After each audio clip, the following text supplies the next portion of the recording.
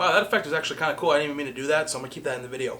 Hey guys, what is up? Big Red Reviews here, back again with another video. Hope you guys have been doing great. We are in a golden age of Star Wars, in my opinion, guys. We've had Andor, we've had Mandalorian, and now we have Ahsoka, which has been phenomenal. Everyone had high expectations, including myself, for this show, as it's run by Dave Filoni. This is Dave Filoni's character. Ahsoka's one of the best characters in Star Wars, in my opinion. Probably top 3. Honestly, to me, Andor always looked the best just because they used a lot of like real locations. Because if you don't know, I think this show uses it a little bit, but Mando and Boba use the volume a lot, and Kenobi, which the volume is cool for certain things, but you can always tell it looks confined. And when we watched Andor, they're in these environments. It looks like they used some environments for this too, but the CGI just looks phenomenal. All the ships look realistic, and obviously the practical effects, I'm so glad. Obviously it's Dave Filoni, so I knew he was going to keep the practical effects like George Lucas did back in the day, but everything just looks phenomenal. The makeup on Hera and Ahsoka, the little props, the aliens in the background that you might not even see a lot, the sets, everything just, it feels lived in. It's not brand new, and that's what they did great with this show when it comes to practicality, is that all this stuff just feels used, and that's what Star Wars has always been about, right? I mean, even in 1977, yes, we can go to light speed and all this, but the technology itself isn't like some high-tech TV screen, right? I mean, a scanner is this huge thing you hold in your hand, and you have to like pull the antenna out, and I just love that mix of technology in the Star Wars universe. Music in this is incredible. There's some music cues that don't even sound like they could be from Star Wars, which I love because of what's happening in the episode, and I really like the plot overall. I mean, basically, I've never seen Rebels, but wait, before some of you freak out, I know everything that happens. I've seen many episodes. I've never sat down and watched seasons 1 to 4 every episode, but I know all the big characters that are in this, like Thrawn, Hera, Jason, all that. But I don't, like, I never just saw the whole show, but I know everything that happens in that, so I know how it leaves off. And I feel like this show does a really good way of making it where you don't have to watch that show. I mean, obviously, at the end of the day, in the first episode, they're looking for Ezra, right? People who don't watch Rebels, you're like, maybe I don't know who Ezra is, but you don't really need to a little bit because the way they explain things, like you just know something happened, Ezra saved the galaxy, and now he's away somewhere, and let's find him, right? New characters, Shin and Baylan. Shin also, new Star Wars crush, guys, but her eyes just have this power to them, right? And like anytime she's talking to an opponent or talking to her master or anyone, she just stares into their soul. And her lightsaber's phenomenal, her outfit's phenomenal, and just the way she works a lot when it comes to fighting is really good. But Baylan is probably one of my favorite characters, like any like new character since 2015 in Star Wars. He's phenomenal. The way he talks, the way he used to be a Jedi, he uses some dark side stuff, but you can tell that the dark side is not really affecting him. Like it's not how, like, you know, how Anakin fell to the dark side, right? Like he uses some dark side stuff, but he knows that both sides are honestly just poo-poo at the end of the day. You know what I mean? His fighting style is just brutal. Now, if you've played the Fallen Order games, the second one, there's a stance where you just use these heavy attacks, and this is what he seems to do when he's fighting Ahsoka in episode, I think it was 4. He's using these heavy swings. Heavy swings. He's kind of slow, but it kind of contrasts to how Ahsoka can move around quickly like she did in the Clone Wars and in this show. I just really love that, and he's such an interesting character. And rip to Ray Stevenson. I mean, he died way too young, and I just wish he would have been able to see the love that we all have for this character. And I hope he can be explored in some animated shows, or maybe recast. But like I said, Ray kills this role, and it's going to be tough to see someone in this role. So let's go ahead and talk about some spoilery stuff. We kind of figured what the show is going to be about since it was set up in Mando Season 2. But if you don't know, basically Ahsoka is looking for Ezra. And who is with Ezra? Thrawn. So you have these two parties looking for the same goal. You have Ahsoka and Hera and Sabine who just miss Ezra, and now they finally find this map to Thrawn, and they're going to try to work it to where they can use it to go find Ezra. But then you have, you know, Baylan and I think her name's Morgan Elizabeth, who was in the Ahsoka episode, and they're trying to get to Thrawn, and you find out they're building this big ring ship. Now, if you don't know, like, remember in the prequels, like, I think it was episode 2 when Kenobi would get his little ship into the ring that would let them light speed. This is basically a giant ship, and one of the most interesting things about this show is we're going to a new galaxy. The episode that just came out, episode, I think it was 6, like we're at a planet, but like this is the first time we've even heard about another galaxy, right? Like we're outside of the Star Wars galaxy now, which is kind of nuts. So basically, break it down. Episode 1, they find out that this is from Thrawn. Sabine can't really just get over that she needs to go see Ezra. She's been trying to. Apparently, we find out that off-screen Ahsoka was kind of teaching her to be her Padawan, but she just can't use the Force. And I really like that they're saying that anyone has the Force. You just really have to tap into it and believe in it.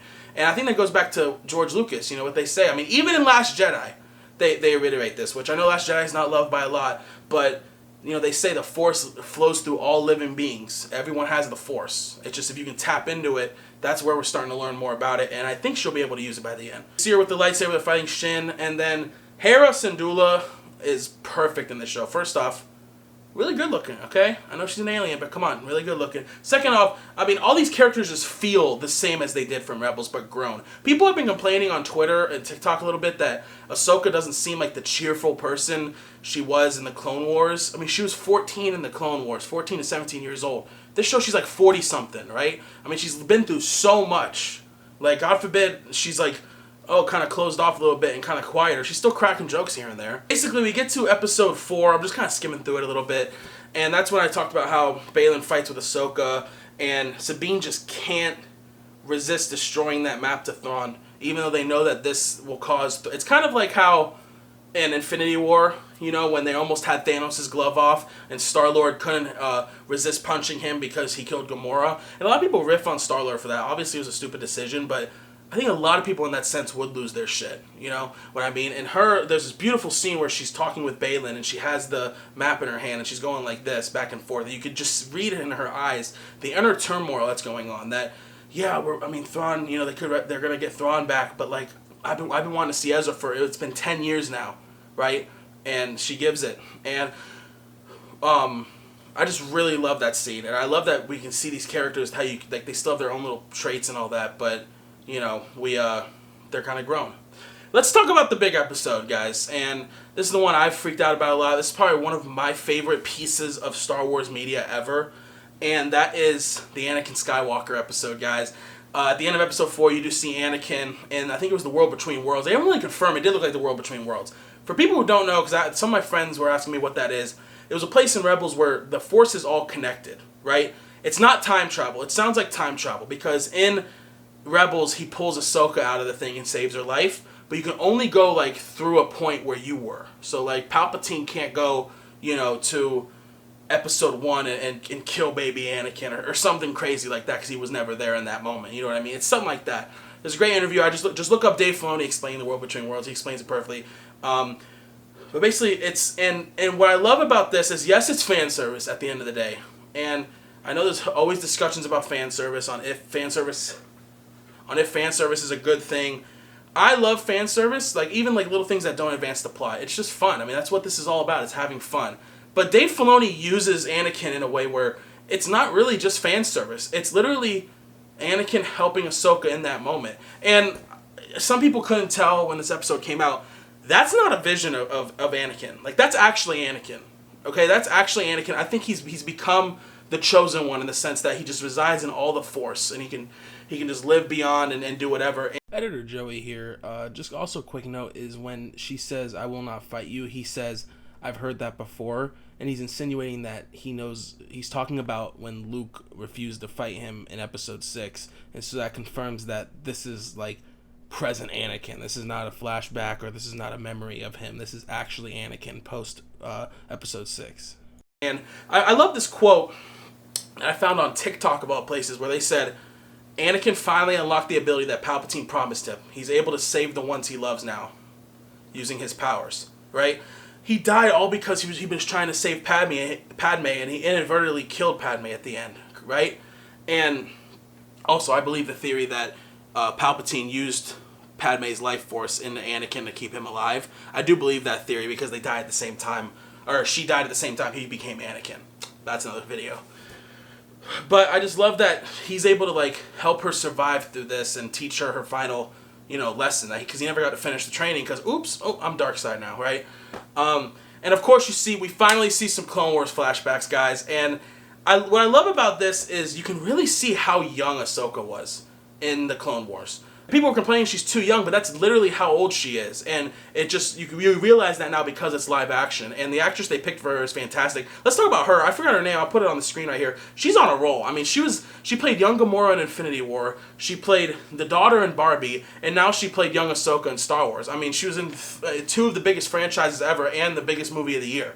Right? Good for her. I'm so happy for her. And I know the strike's going on, but I know she posted like an orange little block on Instagram. She couldn't help it. Which I find funny because like I wouldn't be able to. It's so hard to keep quiet on that. I get it. But Hayden Christensen kills it in this episode, and I'm so glad he can just be Anakin here. And he's the teacher. Like, this is like he's proving himself, right? And I love that Anakin uses his dark side version in this, and he's able to just switch seamlessly to teach Ahsoka. You see him finally in the Clone Wars army. You see him, I think it was in the, like, right after he met Ahsoka for the first time, which is like the Clone Wars movie, I think.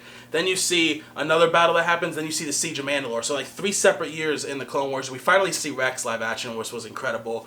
And you just see him teaching her, like, are you going to live or die? And she keeps saying, like, everywhere I go, it's war. And he's just like, you're more than that. Like, that you're more than that. Everything I've taught you lives on through you. And you're more than just death and destruction. You get to choose to live or die. And I love how when she says no, he uses his dark side and he fights her. We get there's 2 of the best. There's 2 probably in my top 5 Star Wars shots of all time. Probably 2 of those are in this episode. The is the one where Anakin's walking through the smoke and he just flashes between him and Vader. I mean, that is phenomenal. I saw people bitching about that. I'm like, that's so damn cool. I just love how and people were like, whoa, Ahsoka beat Anakin. First off, if anyone's gonna beat Anakin besides Luke, it's gonna be Ahsoka. But anyways, he let her win. If you see what he's doing, he literally let her disarm him and put the lightsaber to his neck. And he was like, are you going to kill me? Or are you going to want to live? Because if you kill me, you're stuck. If you want to live, then you let go. And you see she had Sith eyes, and you can see her calm down. And that's when he beautifully just steps backwards, looks down, and he looks up, and his Sith eyes are gone. And he says, I forgot, and he just says, maybe you are not all lost, or something like that, and he's gone. And that was a perfect use of him. And it just basically set Ahsoka on a new track, which we still haven't seen yet, because we still have 2 episodes left, where now she appreciates life, and she chose to live, and you could see that, and she has a new headpiece, she has a new belt, and she's wearing all white, as in the show she's been wearing gray and stuff. She's finally wearing white, and looking like the Ahsoka at the end of Rebels, where she just, accepts everything and who she is. Let's talk about the episode that just came out also. I mean, we've had some back-to-back bangers in this show. In the last episode that just came out, we finally see where Grand Admiral Thrawn has been, and he's played by Lars Mikkelsen, who voiced him in Rebels, and he's just phenomenal. I mean, you see his Clone Wars. I love how they're doing, like, this Roman-type thing with these stormtroopers with, like, the gold masks, and you could just see the fleet, and, like, someone on Twitter said it perfectly, like, he makes 1,000 men feel like 1,000,000, and that's just how strategic Thrawn is. Now, so some of my friends and people who are watching who don't know who Thrawn is, he is I'd say he is the smartest, like, he is the smartest person in the Empire ever. He had a plan, I think it had to do with Star Destroyers, and he was trying to get it funded in Rebels, right? And Palpatine was like, no, I don't want that funded, I want the Death Star to be funded. And if his plan worked, then the Empire would have won. I mean, I know, like, he's very smart, he always just beats the rebels at whatever they're trying to do, and he's just a very smart man. And the fact that he's been on this planet for 10 years just building a plan and all that, it's very scary. And I'm glad he's like the Thanos right now of Star Wars, where they're going to build him up. And I really hope Ahsoka ends in him winning. That'll be super cool. But you finally find out that, he's been here, he's been ready, and you meet these 3 Dathomir witches, which I guess is confirmation that Darth Maul's, like, lineage comes from outside of the galaxy, which I think is super cool. And so they have this dark magic. Now, there's a thing in Legends, it's not canon, as of this episode, where they reanimate dead soldiers. And there's a theory going on that that's what they're doing here. Because the dude, Marak, who was with Elizabeth, who Ahsoka sliced, he just spewed out all this, like, green mist and died. And I do think that's what's happening here, maybe. It would be kind of cool. And people were saying how when they were loading the luggage onto the Star Destroyer for Thrawn, it looked like coffins. So people were saying maybe they're getting dead bodies and going to reanimate them. I don't know, it's just a theory. And then we finally see Sabine meet Ezra. And that was phenomenal. Seeing Ezra, his blue eyes, he's much older. It's been 10 years since the end of Rebels.